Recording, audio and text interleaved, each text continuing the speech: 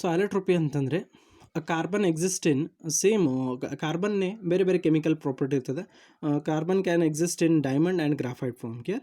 So therefore that type of nature same compound exist gives different behaviors here. One is crystalline, another one is amorphous.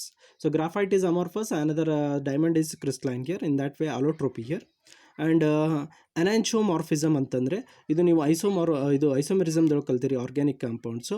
ಎನಾಂಚೋಮಾರ್ಫಿಸಮ್ means the two compounds having non super impossible mirror images here.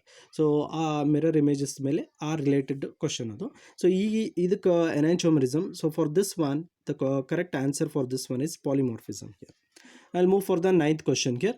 Which of the following is an example of metallic crystal solid here? Metallic crystal ಯಾವುದು? Carbon ಅಂತಂದರೆ covalent crystal, silicon ಅಂತಂದರೆ ಅದು ಕೂಡ covalent ಕ್ರಿಸ್ಟಲು.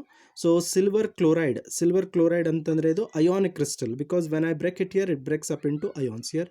And the tungsten is the only one which is a metallic crystal here, which comes out to be a metallic crystal.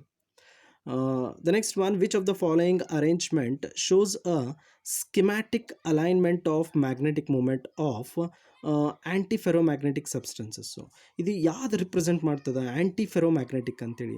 So ಇದನ್ನು last ಕ್ಲಾಸ್ದೊಳಗೆ ನಾನು ಹೇಳೀನಿ, magnetic behaviour ಮೇಲೆ questions ಬರ್ತದೆ ಅಂತೇಳಿ. Magnetic behaviour ಮೇಲೆ ಅಂತಂದರೆ ನಮಗೆ ಗೊತ್ತಿರೋದು ಪ್ಯಾರಾಮ್ಯಾಗ್ನೆಟಿಕ್ಕು, ಡಯಾಮ್ಯಾಗ್ನೆಟಿಕ್ಕು, ಫೆರೋಮ್ಯಾಗ್ನೆಟಿಕ್ಕು. ಇಲ್ಲಿ ಬರೋದು ಇನ್ನೆರಡು, ಆ್ಯಂಟಿಫೆರೋಮ್ಯಾಗ್ನೆಟಿಕ್ಕು ಮತ್ತು ಫೆರೋಮ್ಯಾಗ್ನೆಟಿಕ್ಕು. ಆ್ಯಂಟಿಫೆರೋಮ್ಯಾಗ್ನೆಟಿಕ್ ಅಂತಂದರೆ ಇದು ಫೆರೋಮ್ಯಾಗ್ನೆಟ್ ಇದ್ದು ಅಪೋಸಿಟ್ಟು. ಫೆರೋಮ್ಯಾಗ್ನೆಟಿಕ್ ಅಂತಂದರೆ ಏನಿರ್ತದೆ, ಸ್ಟ್ರಾಂಗ್ ಆಗಿ ಅಟ್ರಾಕ್ಟ್ ಆಗ್ತದೆ ಎಕ್ಸ್ಟರ್ನಲ್ ಮ್ಯಾಗ್ನೆಟಿಕ್ ಫೀಲ್ಡಿಗೆ. ಇದು ಯಾಕೆ ಸ್ಟ್ರಾಂಗ್ ಆಗಿ ಅಟ್ರಾಕ್ಟ್ ಆಗ್ತದೆ ಅಂದರೆ ಅನ್ಪೇರ್ಡ್ ಎಲೆಕ್ಟ್ರಾನ್. ಇಲ್ಲಿ ಆ್ಯಂಟಿಫೆರೋಮ್ಯಾಗ್ನೆಟಿಕ್ದೊಳಗೆ ಅನ್ಪೇರ್ಡ್ ಎಲೆಕ್ಟ್ರಾನ್ ಜಾಸ್ತಿ ಇದ್ದರೂ ಕೂಡ ರಿಪೆಲ್ ಆಗ್ತದೆ.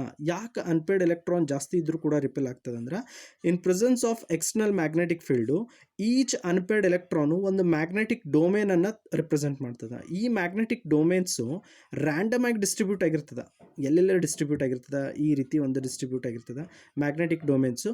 They are randomly distributed. But external magnetic ಫೀಲ್ಡ್ದಾಗ ನೀವು ಅದನ್ನು ಡೊಮೇನ್ಸನ್ನು ಅಲೈನ್ ಮಾಡಿದಾಗ ಈ ರೀತಿ ಅಲೈನ್ಮೆಂಟ್ ಆಗ್ತದೆ.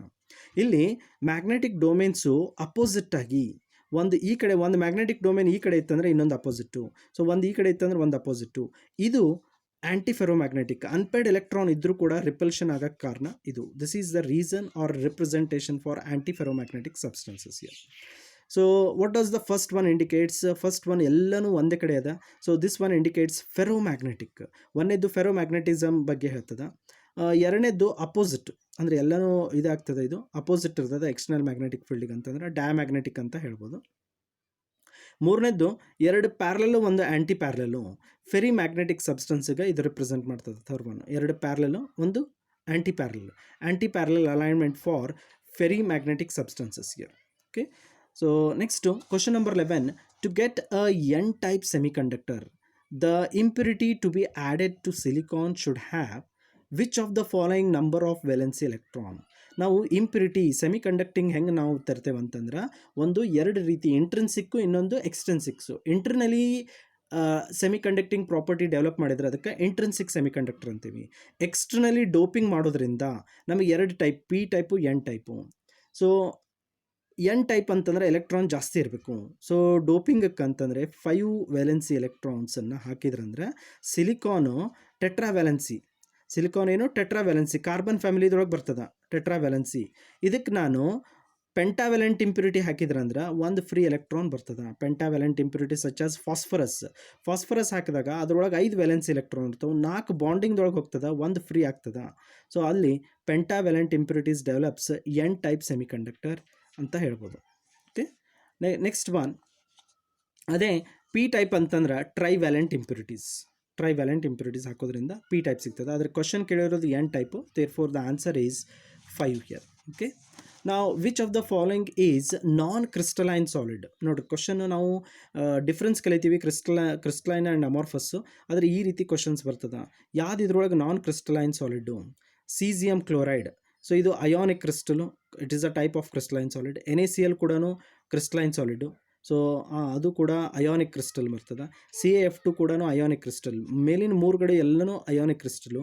Last one, fourth one, glass is an amorphous, it is a non crystalline solid here. 13th question. Which of the following metal oxide is anti ferromagnetic in nature? ಯಾವುದು anti ferromagnetic ಅದ ಅಂತ ಕೇಳ್ತಾರೆ. MnO2, TiO2, VO2 and CrO2 here. ಇದು example ಕೊಟ್ಟರೆ NCERT text book ಒಳಗೆ. Anti ಫೆರೋಮ್ಯಾಗ್ನೆಟಿಕ್ಗೆ manganese oxide is an anti ferromagnetic substance here. So manganese oxide anti ferromagnetic. ಅದೇ ರೀತಿ titanium oxide diamagnetic, it acts as an diamagnetic. ಯಾಕೆ diamagnetic ಅಂತಂತಂದ್ರೆ ಅಲ್ಲಿ ಯಾವುದೂ ಅನ್ಪೇರ್ಡ್ ಎಲೆಕ್ಟ್ರಾನ್ ಇರೋದಿಲ್ಲ, ಎಲ್ಲ D0 ಕಾನ್ಫಿಗರೇಷನ್ ಬರೋದ್ರಿಂದ so it comes out to be as an diamagnetic here. CrO2 ಅಂತಂದ್ರೆ chromium oxide. So this one acts as an ferromagnetic solid here, ferromagnetic ಆಗಿ act ಆಗ್ತದೆ. Last one VO2, it's also an diamagnet. Vanadium oxide ಅದು ಕೂಡ diamagnetic ಆಗ್ತದೆ. ಅಲ್ಲಿ ಕೇಳಿರೋದು anti ferromagnetic, ಹಾಗಾಗಿ manganese oxide or MnO2 is an example for this one here. Okay, next we'll move for the question number 14 here. Question number 14 ನೋಡ್ಕೊಡ್ರಿ. Which of the following is true about the value of refractive index of quartz glasses here? So ಯಾವುದು correct ಅದ statement? Refractive index for quartz glass. Quartz glass ಅಂದರೆ ಅದು amorphous solid. Amorphous solids ಒಳಗೆ ಏನಿರ್ತದೆ? Isotropic ಇರ್ತದೆ, ಅಂದರೆ same in all direction. So this is the right answer. So isotropy ಅಂತಂದ್ರೆ it exhibit same value of physical property in all possible direction. ಹಾಗಾಗಿ so first one different in different direction ಬರೋದು anisotropy, ಅದು crystalline solid property. But ಇಲ್ಲಿ quartz glass ಅಂತ ಕೊಟ್ಟಿರೋದ್ರಿಂದ ಅದಕ್ಕೆ answer same in all direction. Quartz ಅಂತಂದರೆ it is an isotropic solid. Amorphous solids are isotropic. Iso ಅಂತಂದರೆ same in all direction. Cannot be measured, always zero, ಇದೆರಡು relate ಆಗೋದಿಲ್ಲ. In graphite carbon atoms are joint together due to. ಗ್ರಾಫೈಟ್ದೊಳಗೆ carbon atoms join ಆಗ್ಯದ ಹೆಂಗೆ ಅಂತ ಕೇಳ್ಯಾರ. ಒಂದು A ionic ಬಾಂಡಿಂಗ್ದಿಂದ, ಬಿ ವ್ಯಾಂಡ್ರೋಲ್ ಫೋರ್ಸ್ದಿಂದ, ಸಿ ಮೆಟಾಲಿಕ್ ಬಾಂಡು, ಮೂರನೇದು last one covalent bonding. Very easy question. So covalent crystal ಆಗ್ತದೆ ಕಾರ್ಬನ್, ಹಾಗಾಗಿ ಕೋವೆಲೆಂಟ್ ಬಾಂಡನ್ನ ಆನ್ಸರ್ ಆಗ್ತದೆ. Next 16th question. Which of the following is not correct for ionic crystal? ಇದರೊಳಗೆ ಯಾವ್ದು ionic ಕ್ರಿಸ್ಟಲ್ಗೆ suit ಆಗೋದಿಲ್ಲ, ಯಾವ್ದು ಕರೆಕ್ಟ್ ಅಲ್ಲ? So they possess high melting and boiling point, correct ಅದು. All are electrolyte. ಎಲೆಕ್ಟ್ರೋಲೈಟ್ ಅಂತಂದ್ರೆ ಅಯಾನಿಕ್ ಕ್ರಿಸ್ಟಲನ್ನು ನೀವು ಯಾವಾಗಲೂ ಡಿಸಾಲ್ವ್ ಮಾಡಿದ್ರಂದ್ರೆ ಅಕ್ವಿಯಸ್ ಸೊಲ್ಯೂಷನ್ದೊಳಗೆ ಕಂಡಕ್ಟಿವಿಟಿ ಮಾಡ್ತಂದ್ರೆ ಅದಕ್ಕೆ ನಾವು ಎಲೆಕ್ಟ್ರೋಲೈಟ್ ಅಂತೀವಿ. ಓಕೆ, ಅಕ್ವಿಯಸ್ ಸೊಲ್ಯೂಷನ್ದೊಳಗೆ ಎಲ್ಲ ಅಯಾನಿಕ್ ಕ್ರಿಸ್ಟಲನ್ನು ನೀವು ನೀರ್ದೊಳಗೆ ಹಾಕಿದ ತಕ್ಷಣ ಅಯಾನ್ಸ್ ಪ್ರೊಡ್ಯೂಸ್ ಆಗ್ತವೆ, ಅಯಾನ್ಸಿಂದ ಅದು ಕಂಡಕ್ಟಿವಿಟಿ ತೋರಿಸ್ತದೆ, ಹಾಗಾಗಿ ಎಲ್ಲನೂ ಎಲೆಕ್ಟ್ರೋಲೈಟ್ ಆಗ್ತದೆ. ಮೂರನೇದು exhibit the property of isomorphism. Ionic crystal ಐಸೋಮಾರ್ಫಿಸಮನ್ನು ಎಕ್ಸಿಬಿಟ್ ಮಾಡ್ತದೆ ಅಂತೇಳಿ. ಸೊ ಇದು ಕೂಡ correct answer. They will exhibit, ionic crystal will exhibit isomorphism. Exhibit directional properties of the bond here. ಇಲ್ಲಿ ಮೇನಾಗಿ not a correct ionic crystal ಅಂತೇಳಿ. Which of the following is not correct for ionic ಕ್ರಿಸ್ಟಲು.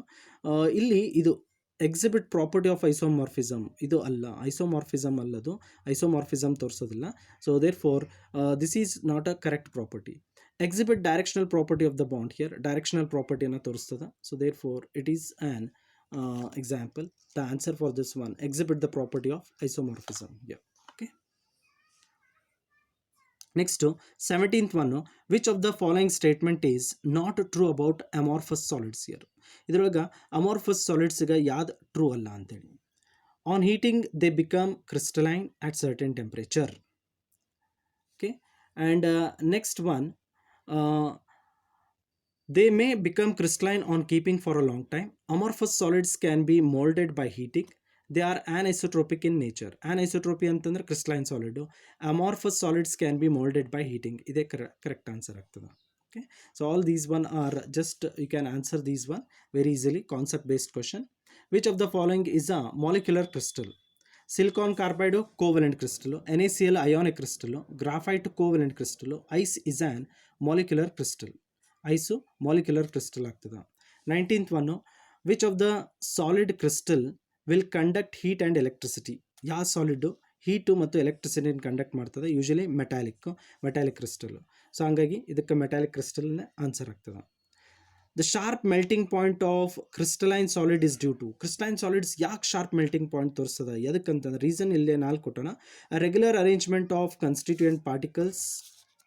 Regular arrangement of constituent particles is observed over a short distance in a crystal lattice. Regular arrangement of constituent particles observed over long range distance in a crystal lattice. ಇದೇ correct answer. Long range order ಇರ್ತದ.